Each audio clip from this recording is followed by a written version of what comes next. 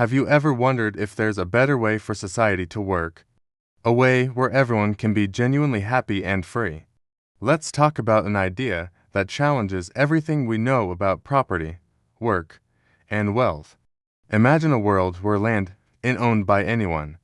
Instead, it's a resource for everyone to use.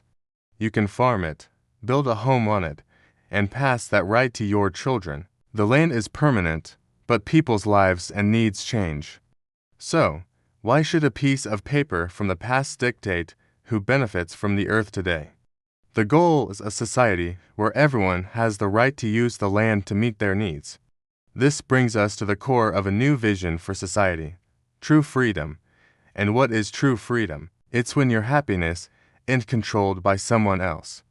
It's when you can meet your material and spiritual needs without being exploited.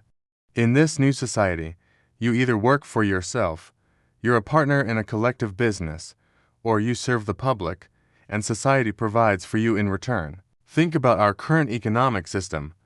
So much of it is focused on profit, on accumulating more than we could ever need. But what if the goal wasn't endless profit, but simply meeting everyone's needs? The world's resources are finite.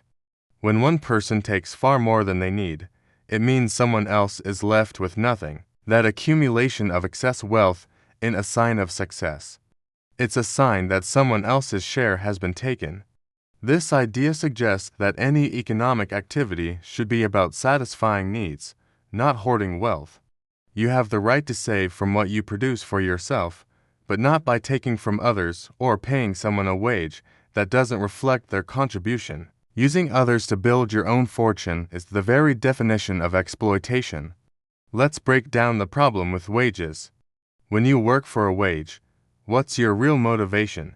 You're not a partner in the success of the business. You're just a paid employee. The incentive to innovate and excel diminishes.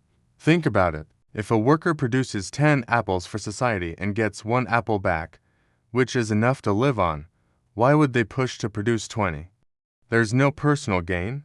Now, what if that 1 apple isn't even enough? The worker is forced to keep working, not out of passion, but out of pure survival, with zero motivation. Compare that to someone who is self-employed. They produce 10 apples for themselves. Every single apple is a direct result of their effort. Their motivation is sky high because their work directly satisfies their needs. This is the model that truly works. People are devoted to their work when they see a direct benefit from it, either as a self-employed person or as an equal partner in a collective. The old wage system has failed to solve the fundamental problem of motivation. Let's use a simple example. Imagine a society with 10 people and 10 units of wealth. In a fair system, each person gets 1 unit. Simple, right? But what if one person manages to get to units? That means someone else now has 0. What if 5 people get to units each? That means half the society is left with nothing. They've been deprived of their rightful share. That surplus that some people have, it's not just extra. It's someone else's dinner, someone else's home. It's the root of poverty living right next to extreme wealth. So, any surplus beyond what an individual needs should belong to everyone. Of course, skilled and hardworking people should be rewarded. But their talent doesn't give them the right to take from others. They can use their skills to satisfy their own needs and save from their own share. Everyone, including the elderly and those with disabilities, deserves their fair share of society's wealth. Disparity in wealth should only exist based on the extra service one provides to the community, not based on exploitation. This isn't just about economics, it's about freedom. Think about it. Whoever owns the house you live in, the car you drive, or the company that pays your salary, owns a piece of your freedom. They can control you.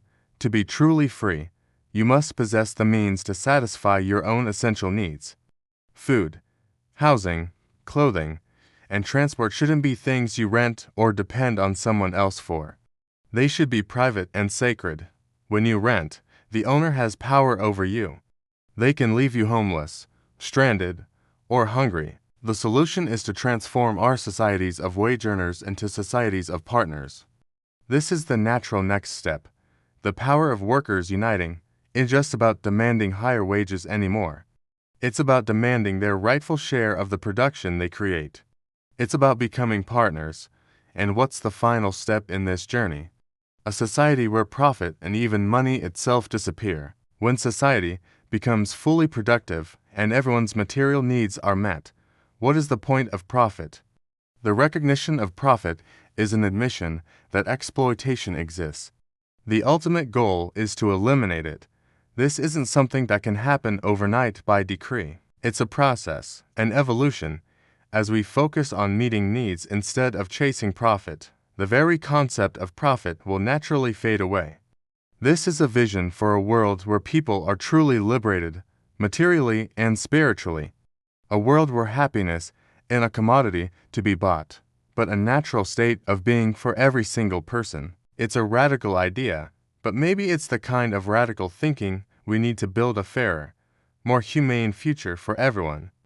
What do you think? Could a society like this ever work? Let me know your thoughts in the comments below.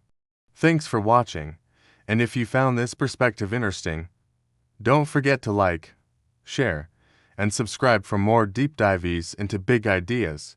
See you in the next one.